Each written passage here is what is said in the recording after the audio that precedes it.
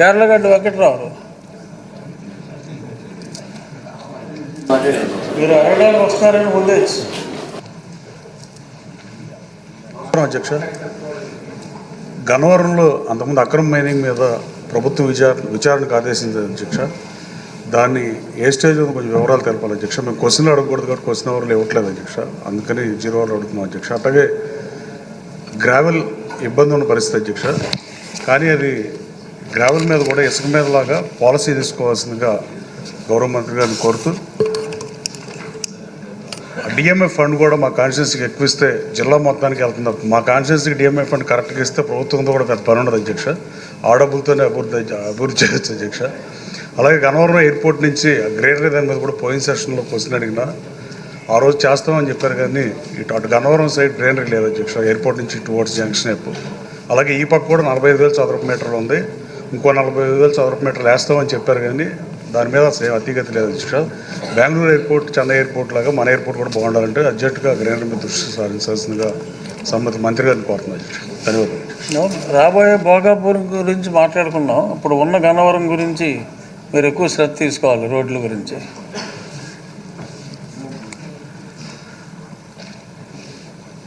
రమణమూర్తి గారు బొగ్గు. అధ్యక్ష, మా శ్రీకాకుళం జిల్లా ముఖ్యంగా ఊంసిధార కాలు ప్రవహించే ప్రాంతం అంటే నర్సనపేట, టెక్కలి, పలాస, ఇలాగే శ్రీకాకుళం, ఆంధ్రస్ కాన్స్టిట్యున్సీకి సంబంధించి హిరమండలం మాకు చాలా సమస్యతో ఉంది అధ్యక్ష. ఆ సమస్య ఏమిటంటే షట్టర్స్. 2008-9 ప్రాంతంలో షట్టర్స్ కుంభకోణం జరిగింది అధ్యక్ష. ఊంసిధార ప్రాజెక్టు షట్టర్స్ సంబంధించి ఆవేళ దాని మీద ఎంక్వైరీ వేసినారు అధ్యక్ష. విజిలెన్స్ తర్వాత సిఐడికి ఒక చెప్పారు అధ్యక్ష. దాని మీద ఎంక్వైరీ కంప్లీట్ అయిపోయింది.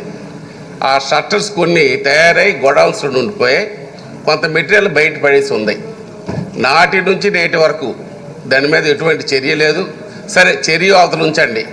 ఈ షట్టర్స్ లేకపోవడం వలన కాలువల ద్వారా వచ్చే నీరు తిరిగి నదిలోకి వెళ్ళిపోతుంది మా ప్రాంతం నుంచి. అలాగని పొలాలకు నీరు ఎక్కడం లేదు, పలాస వరకు నీరు వెళ్ళడం లేదు. ఆ ఎడం కాలువలో నీరు పెంచినా అది పలాసకి వెళ్ళడం లేదు. కారణం అంటే వచ్చిన నీరు వచ్చినట్టే షట్టర్స్ లేకపోవడం వల్ల మళ్ళీ వెనక్కి రివర్స్ తిరిగి వెనక్కి వెళ్ళిపోతుంది. అలాగని పొలాలకు నీరు అందడం లేదు. ఈ సమస్యని ప్రాధాన్యత అంశంగా దాన్ని పరిష్కరించవలసిన అవసరం ఉందని మీ ద్వారా ప్రభుత్వానికి అలాగే ఇరిగేషన్ మినిస్టర్ గారికి తెలియజేస్తూ మా సమస్యను పరిష్కరిస్తారని ఈ 0 అవర్లో మీకు ప్రస్తావించారు. తంగిరాల సౌమ్య గారు. ధన్యవాదాలు అధ్యక్ష. మా నందిగాం నియోజకవర్గాల్లో చందలపాడు మండలంలో ఎక్కువ గ్రామాలు నదీ పరివాహక ప్రాంతాల్లో ఉంటాయి అధ్యక్ష. ఈ నదీ పరివాహక ప్రాంతాల్లో లంకాడోల్లో పగటిపూట వందల సంఖ్యలో అడవి ఆవులు ఉంటాయి అధ్యక్ష. ఇవి రాత్రిపూట రైతు పొలాల మీద దాడి చేస్తున్నాయి, పొలాలన్నీ కూడా పీకేస్తున్నాయి, కొరికేస్తున్నాయి అధ్యక్ష. ఎక్కువగా సన్నకారు రైతు ఉండటం వల్ల వాళ్ళు చుట్టూ ఫెన్సింగ్ వేయటం అనేది వాళ్ళకి చాలా భారంగా ఉంది అధ్యక్ష. కొంతమంది ఫెన్సింగ్ వేసినా కూడా ఆ ఫెన్సింగ్ ఆగట్లేదు అధ్యక్ష. అడవి ఆవుల హైట్ వచ్చేసి సాధారణ ఆవుల కంటే ఎక్కువగా ఉంటాయి. అదేవిధంగా వాటికి మనుషులతో సహజీవనం లేకపోవటం వల్ల వాళ్ళు మనుషులు చూస్తే వెంటనే అటాక్ చేస్తాయి అధ్యక్ష. అదేవిధంగా ఎప్పుడు కూడా గుంపులుగా ఉండాల్సి వస్తుంది అధ్యక్ష. ఒంటరిగా రైతులు ఉంటే మాత్రం ప్రాణాలకే ముప్పు అధ్యక్ష. కాబట్టి ఇది చిన్న సమస్య అయినా కూడా ఆ గ్రామాల్లో చాలా పెద్ద సమస్యగా ఉంది. తప్పకుండా సంబంధించిన మంత్రివర్యులు ఈ సమస్య మీద దృష్టి పెట్టాల్సిందిగా మీ ద్వారా కోరుతున్నా అధ్యక్ష. ఇది ఏ శాఖ మంత్రి కింద వస్తుందమ్మా? అడవి పందుల గురించి విన్నాం, ఏనుగుల గురించి విన్నాం, కానీ అడవి ఆవుల గురించి ఎప్పుడు వినలా.